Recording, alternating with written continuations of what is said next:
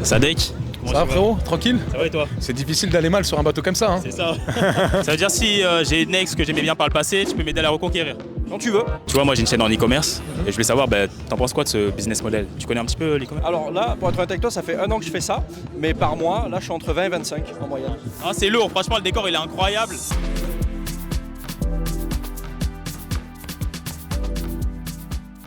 Bon les gars, on est à Dubaï, 6e jour d'inondation. Là on est confinés, c'est pas facile. Vous avez bien vu les images, franchement c'est une horreur. Je pensais que Dubaï ça allait vite, notamment pour le business, faire des connexions, tout ça. Bon on m'a dit Dubaï ça va vite, c'est pour ça que je suis venu. Dubaï ça va vite hein. Mais en fait Dubaï les gars ça va très vite les gars. On est dans un yacht, c'est carré de fou. On est archi ensemble les gars, restez branchés. Dubaï on est toujours là, on n'est pas KO. On n'est pas KO, les images oui c'était vrai etc. On est toujours là les gars. Là ce qu'on va faire aujourd'hui c'est qu'on va interviewer donc des millionnaires en crypto. Donc moi c'est une chaîne en e-commerce et tout, mais c'est bien aussi de varier, parler de d'autres business. Donc là je vais aller voir différents millionnaires de crypto, demander leurs conseils, quel est leur pronostic au niveau de la prochaine crypto qui va péter. Là de ce qu'on m'a dit, parce que j'ai aussi des potes millionnaires, ils m'ont dit ouais, là c'est le bull run, etc. Pose un billet dessus. On attend de voir, on va poser les questions et ils vont y répondre tout simplement. Let's go les gars, c'est parti.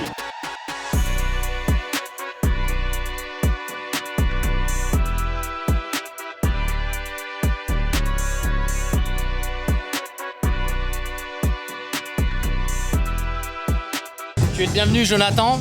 Ouais, ça fait plaisir. Tu pourrais dire pourquoi tu as organisé cet événement? Alors aujourd'hui c'est un jour particulier qu'on ne peut pas vraiment déterminer. C'est l'anniversaire entre guillemets du Bitcoin. Tous les 4 ans on fête le halving du Bitcoin. Ça coûte 2 fois plus cher de miner du Bitcoin. Les mineurs sur la crypto-monnaie ça leur coûte 2 fois plus cher. À la suite de cet événement on a le bull run. Donc on a une hausse des crypto-monnaies. On vient ici faire ce réseautage de crypto-millionnaires. Donc vous allez pouvoir les rencontrer. Et tu es le bienvenu dans ta vidéo YouTube pour leur poser des questions sur comment ils ont fait leur réussite. Ok, ça marche. Là, c'est quoi que tu as ici là? Je vois, il y a un petit Bitcoin là, c'est quoi ça? Alors là, on est dans le thème. Le Bitcoin, c'est une petite chaîne. Voilà, c'est de la décoration. On est dans le thème. C'est Dubaï, c'est bling bling. Ah, c'est lourd, franchement, le décor il est incroyable. Vas-y, on va se brancher là, on va aller discuter avec les millionnaires. Et let's go. Hein. Bon, les gars, c'est parti pour les premiers invités. Donc, tu peux me les présenter? Alors, je te présente 2 gars que j'ai rencontrés également sur un yacht, un événement. Donc, tu as Fisher qui est ici. No Magic Rookie. Et tu vas pouvoir leur poser des questions en anglais. Ouais. Et tu vas voir qu'ils pèsent. Okay. C'est intéressant. Thank you, boy. So, can you introduce yourself? Yeah, sure. My name is Fisher. I own an NFT collection on Aptos, and I'm just here to celebrate the halving. Like this idea of the yacht party, I think it's amazing. How old are you? 28. Yeah. If someone wants to start crypto, so what's he need to know exactly? I mean, I think like crypto can be kind of scary to get into at first. There's a lot of like weird onboarding you have to do. You have to get a wallet. You have to go to an exchange. But I would encourage everyone to at least explore it. I think it's always a good idea to explore new opportunities. So that's what I would suggest. Okay. With which crypto you make money before? So I mainly come from Solana. But obviously when Bitcoin started doing inscriptions and ordinals, we actually explored that myself. We have an ordinal collection as well. It's called Club Bazaar. No plug, but and I've made a lot of money on runes and ordinals. Okay. How much you make with crypto? I don't wanna be too modest, but like you can easily make like $500,000, $1 million if you're a good trader. Yes. Which skills is important to have? I think for one, patience, but also just like you need to really do your research. Okay. Like I think most people in crypto are too scared to read things. So I think you should read more articles. You should understand the different perspectives from the different projects. And if you do that, I think you'll be more successful. Okay, perfect. Thank you very much. Thank you. Ok les gars, donc deuxième interview. Comment tu t'appelles? Je m'appelle No Magic Rookie. Ok. Donc tu es un expert en crypto. Est-ce que tu aurais des conseils pour les personnes qui veulent démarrer dans ce business? Yeah, so I'm not expert. I have experience in crypto, but you should be safe, do your own diligence. Always research the projects that you're investing in. And yeah, try to be safe. Est-ce que par le passé, tu as eu une crypto qui t'a fait exploser, avec lequel tu as gagné de l'argent? Yeah, there was multiple ones. I used to invest in Solana back in 2021. So made a lot of money, lost a lot of money. Maybe lost them all in 2022 when it dumped. Pour la suite, est-ce que tu as une crypto là sur laquelle tu conseillerais d'investir, une petite crypto? Well, I own my own token, so I'm investing in my own token. And we have like an NFT project, so I'm bullish on that. La tienne, c'est laquelle? It's called the NFT project is called Aptos Monkeys, And the meme token is called Guayinu. So I suggest you go buy Guayinu, Aptos, Aptos Monkeys, Shrimps, and Aptomingos, and all the Aptos projects. I'm bullish on Aptos. Donc tu m'as dit que tu avais un token. Aujourd'hui, c'est quoi exactement et il est valorisé à combien? So the FTP right now, it's 30 million. It reached 70 million. And when it started, it was $5 million. Yeah. C'est quel token? Tu peux le montrer? Well, sure. It's called Guayinu. It's on Aptos. J'aimerais savoir pourquoi vous avez mis en place ce projet et comment on crée un token. So we created this project back in December this year. So the main reason was people were saying that Aptos is dead. So we gathered all the elites of Aptos. Each one contributed a small amount of money. And we airdropped like $20 million, around 20 million at this current valuation, to all the holders of NFTs from all the Aptos chains. And the people that use Aptos, they got an airdrop. So it was more to help the community than us making money from it. Donc vous avez une roadmap. Yeah, we have a roadmap. We're building platforms right now. I can't say it, it's alpha. We're collaborating with multiple people. We are in Dubai, Token 2049. We met a lot of people. Stay tuned. Bon les gars, un Français entrepreneur. Comment tu t'appelles? Vito, T'as quel âge? 23. Ça marche. Tu pourrais un petit peu expliquer quel est ton business? Alors moi j'ai un business de coaching dans le monde des relations. Pour être très exact, j'aide les gens à reconquérir leur ex, à se reconstruire, à guérir leurs blessures émotionnelles, surmonter leurs ruptures, retrouver confiance en eux. Tout ce qui est douleur personnelle, émotionnelle, relationnelle. Ça marche. Ça veut dire si j'ai une ex que j'aimais bien par le passé, tu peux m'aider à la reconquérir? Quand tu veux. Ok, ça marche bien, il y a des techniques spécifiques, tu as des petits conseils sur ça? Bien sûr, bien sûr, bien sûr. Mais en fait, le vrai premier conseil à donner, tout simplement, c'est que la base que les gens oublient, c'est de travailler sur soi. Quand tu travailles sur toi, tu as fait 90% de ta reconquête. Et après, c'est des techniques de communication, de séduction. Voilà, mais ça, c'est le moins important. C'est quoi les points importants sur lesquels on doit travailler? Le physique, la manière de parler? Psychologique, mental et physique, bien sûr. Les 3 points. Et ton business, ça fonctionne bien? Tu génères combien à peu près? Par mois, là, je suis entre 20 et 25 en moyenne. Ok. Ouais, c'est top, franchement, c'est bien. Et si tu avais un conseil pour quelqu'un qui voulait se lancer dans le business, qu'est-ce que tu dirais? Moi, mon conseil va peut-être être un peu bateau, je sais, mais pour moi, c'est la pure réalité. La pure réalité, c'est le passage à l'action. Il y a uniquement ça qui fait la différence, même si ce n'est pas parfait. Il faut passer à l'action parce que tu peux avoir les meilleures compétences du monde, les meilleurs systèmes d'acquisition du monde. Si tu ne les mets pas en application, il ne se passera jamais rien. Alors il vaut mieux ne pas tout savoir, apprendre sur le terrain, passer à l'action et tu vas que avancer. C'est mathématique. Bah vas-y, nickel. Bah, merci à toi en tout cas. Avec plaisir, frérot. Merci. Bon les gars, dernier invité de cette vidéo, Sadek. Comment Ça va tu frérot? Tranquille? Ça va et toi? C'est difficile d'aller mal sur un bateau comme ça. Hein. C'est ça. Bon petit dimanche. Ça fait plaisir. Plaisir partagé. Là, j'aimerais bien qu'on puisse discuter un petit peu business, mindset. Donc toi, pourquoi tu es venu à cet événement par exemple? Je suis venu à cet événement parce que c'est des gens qui nous ont invités, qui organisent. Et j'ai remarqué qu'ils étaient assez jeunes. Et donc ça me fait toujours plaisir de pouvoir me frotter à la jeunesse. Bon, moi je suis aussi jeune par rapport à d'autres, j'ai 33 ans. Et quand je vois des mecs de 20 ans qui essayent d'organiser des événements, qui essayent de faire en sorte que les choses aboutissent, je suis tout le temps pour me joindre à la fête. Ok, ouais, c'est top. T'as fait un petit peu de crypto? Je commence, ouais, je commence. Ouais. T'as fait quoi par exemple? Bah, en vrai, moi, ça fait plus de 10 ans que je suis intéressé à ça. J'ai raté le Bitcoin au tout début. Et donc, dans les soirées mondaines et tout, j'ai toujours eu des amis qui en parlaient. Et en 2018-2019, j'ai commencé à m'intéresser, commencé à investir un petit peu en DCA, c'est-à-dire mettre des sommes régulières dedans. Et là, j'ai un ami qui s'appelle Quentin, qui lui est très, très gros digger et qui est très, très intéressé Memecoin, où on a commencé à s'intéresser à des projets, où on a fait de beaux multiples. Et en même temps, j'ai décidé de le garder un petit peu plus personnel ces derniers temps parce que je pense que les gens ne sont pas encore préparés en money management pour pouvoir entrer sur des memecoins qui sont clairement, on va se l'expliquer, un outil qui ne repose que sur du marketing et de la hype. Et moi, je l'ai toujours dit, qui est pour moi le Ponzi le plus acceptable de la DeFi, donc ce qu'on appelle la finance décentralisée. Ça marche. Là, actuellement, c'est le bull run, c'est ça? T'en penses quoi un petit peu de ça? Pour moi, on est en bull run depuis déjà fin 2023. Ok. Ouais.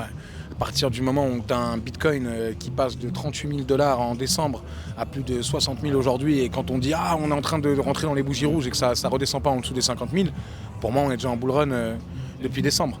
Après le souci c'est que la crypto c'est en train de se démocratiser et en même temps c'est en train de se segmenter, c'est-à-dire qu'il y a de plus en plus de narratifs qui sont en train de se mettre en place. Et toute la liquidité du monde ne pourra pas se mettre dans tous les narratifs possibles. Donc à un moment j'ai peur que ça perde de son charme initial. Ok.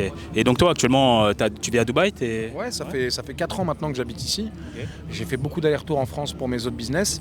Et aujourd'hui, ça fait 5 mois que je suis vraiment full à Dubaï. Ouais. Ça marche. Et tu fais quoi actuellement? Actuellement, je développe une application avec ma femme, où je suis plus dans la partie poser le capital, qui s'appelle Equifinder, qui est une marketplace au niveau de l'équitation sur laquelle on peut acheter, vendre des chevaux, trouver du matériel d'occasion, s'inscrire à des événements, et qui fonctionne aussi comme un Doctolib du cheval sur lequel on peut trouver des vétérinaires, des maréchals ferrants partout dans le monde et se mettre en connexion par rapport à ça. Et puis la petite particularité que j'essaye d'y faire, c'est d'y ajouter une partie blockchain Web3 dessus. Sur la traçabilité des chevaux en question et sur le fait que les prix soient publics pour tout le monde. Parce qu'en fait, la problématique que j'ai vue, c'est que j'ai des amis à moi qui sont fortunés ici et qui vont souvent nous demander à nous d'aller acheter des chevaux en leur nom parce que quand ils affichent que c'est un tel ou un tel, le prix il double ou il triple. Et c'est vrai que les chevaux, ça reste encore un milieu assez opaque. Bon, c'est un milieu de niche. Et puis moi, de par ma femme, j'y suis vraiment passionné maintenant. Ça marche. Donc toi, on t'a connu avec la musique aussi. Comment tu as fait la transition entre ça et le business comme tu fais aujourd'hui? En fait, j'ai toujours été plus côté business que musique, toute ma vie, je pense. Mais la réalité, c'est qu'en 2023, j'ai sorti 3 albums sur une période d'1 an. Donc je pense que j'ai montré que j'étais assez productif, surtout que j'étais producteur de ces 3 albums. Et je me plais plus dans la musique, je m'épanouis plus. Et puis je pense aussi que je n'ai plus la connexion que j'avais avec mon public. Oui. Donc je préfère justement laisser la place à d'autres. Et puis même, il y a plein de choses qui font que j'y suis plus. Mais par contre, je ne suis pas dégoûté de la musique, je ne suis pas dégoûté des artistes ou quoi. J'ai juste envie de me concentrer mon énergie sur d'autres choses qui vont plus m'intéresser. Ouais, Si on parle un petit peu mindset, okay. Toi, tu en penses quoi, par exemple, d'ouvrir une entreprise en France? Est-ce que c'est vraiment possible d'être rentable et après de s'expatrier à Dubaï?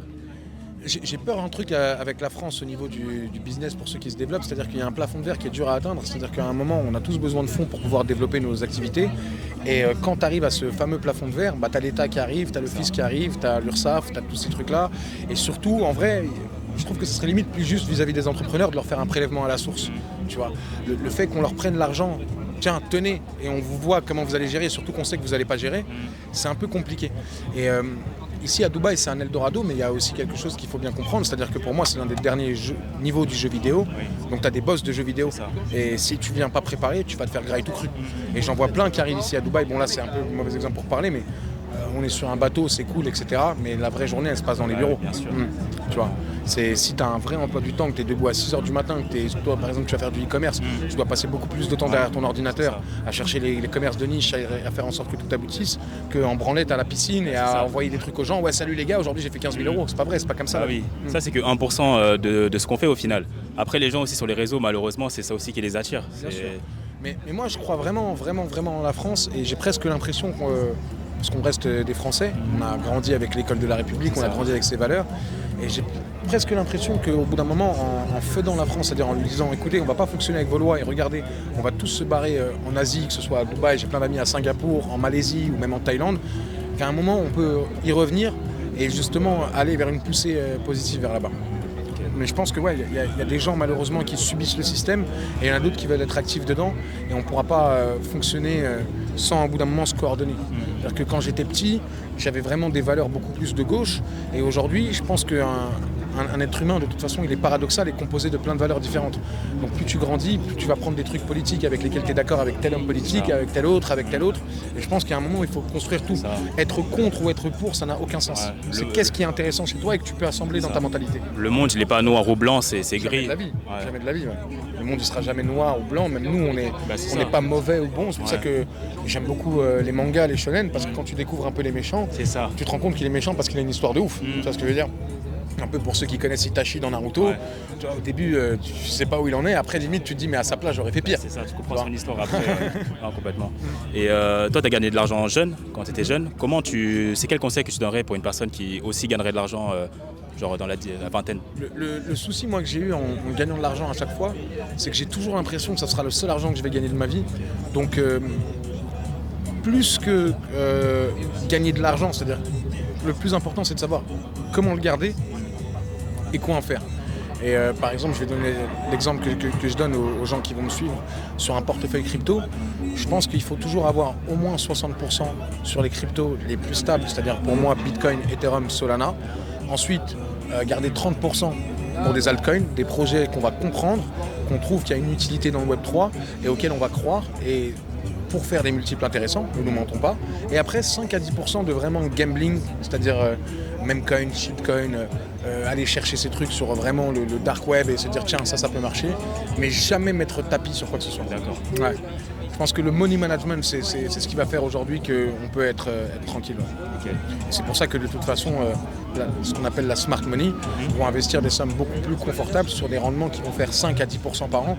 Mais nous, ça ne va pas être intéressant pour nous parce que je me mets à la place d'un jeune. Aujourd'hui, en investissement en DCA, un jeune il peut investir entre 100 et 200 euros. Faire 5 à 10% de 100 à 200 euros sur un mois, c'est pas ça qu'on cherche. Ça. Mais par contre, aller chercher un fois 1000, c'est la meilleure manière de perdre ces 200 euros aussi, dans la seconde. Ouais, complètement.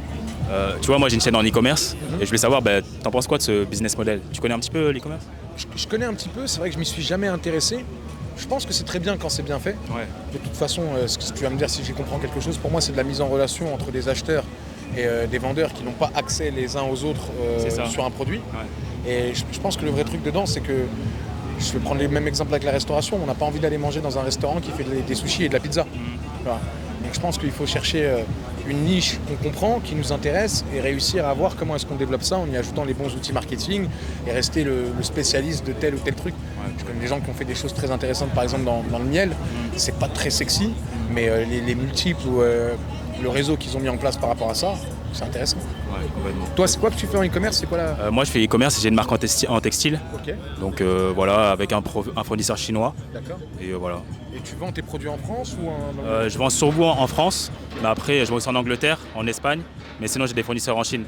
Là d'ailleurs je suis parti en Chine là, il y a 2 semaines, je suis parti voir mes fournisseurs et j'en ai fait une vidéo et c'était cool. Intéressant de ouf. Dans quelle région de Chine? Guangzhou, je sais pas si tu connais. Ouais, je connais un petit peu. Ouais. Ouais. Ok. Ça m'intéresse énormément la Chine. Ouais.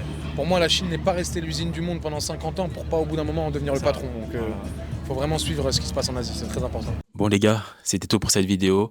On a pu rencontrer des entrepreneurs qui étaient incroyables. Ils ont partagé leurs victoires comme leurs défaites afin que vous aussi vous puissiez vous inspirer donc de tout ce qu'ils ont fait. D'ailleurs, petite surprise, parmi toutes les personnes que j'ai interviewées, il y aura très prochainement un podcast avec l'un d'entre eux. Essayez de deviner en commentaire de qui est-ce que je parle. Si vous voulez plus de vidéos comme celle-ci, n'hésitez pas à me le faire savoir en commentaire parce que l'idée de ces vidéos, c'est surtout de vous partager donc le parcours de d'autres entrepreneurs et qu'ils puissent partager leur mindset afin que vous aussi vous puissiez avancer dans la bonne direction et vous montrer aussi comment se passe Dubaï, l'environnement et les différents entrepreneurs sur place. Alors pour toutes les personnes qui souhaiteraient se lancer en e-commerce, vous avez en description donc une possibilité de vous inscrire à une mini formation où je vais vous transmettre donc les 5 étapes clés afin que vous puissiez générer donc 30 000 € par mois avec votre business en e-commerce. Donc voilà, c'est tout pour moi aujourd'hui. On se dit à très vite pour une prochaine vidéo.